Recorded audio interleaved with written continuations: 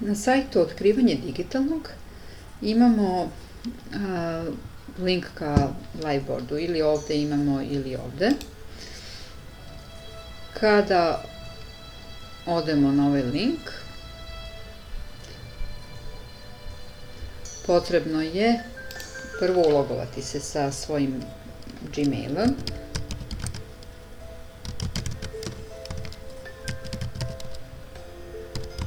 Naravno, oni koji se prvi put uloguju ovde, moraju prvo da se prijave. To se vrši ovde, na ovom delu, i onda će on tražiti, evo sad da pogledamo šta, tražit će ime i tako dalje, i moći ćete da nastavite. Ali ja sad, pošto sam prijavljena, samo se logujem.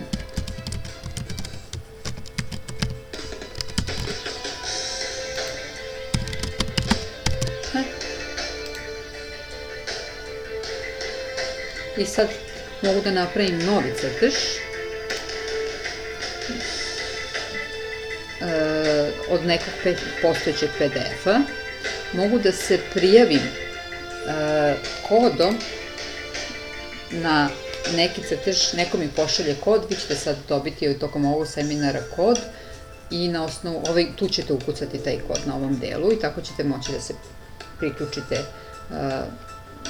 prosto pravljenju zajedničkog crteža, mada ćemo probati to i kroz mailove, i takođe možete da napravite sopstveni crtež. To izgleda ovako. Samo korišćenje alata je vrlo inovativno, znači prosto je lako koristiti. Ovde vam je veličina onoga što alatke. Pogledajte, recimo 10 grama, evo male linice, slova, da li hoćemo koje oblike slova, brisanje, opet brisanje i veličina, možemo da ubacimo i neke fotografije u celu priču, možemo da ubacimo stranice. Neke stvari su ovde date za verziju koja se plaća, tako vidjet ćete već kad budete koristili.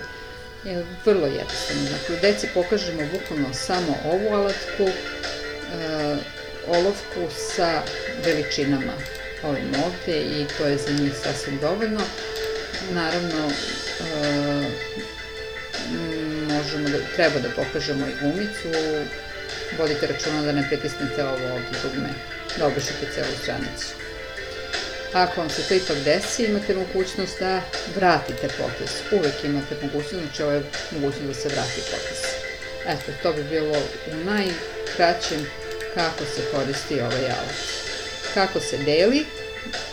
Deli se tako što se pritisne dugme Share, i ja već imam poziv za jedno zajedničko deljenje, tako da neću sada da uradim da mi ovo bude deljeno, ali to bi bilo to.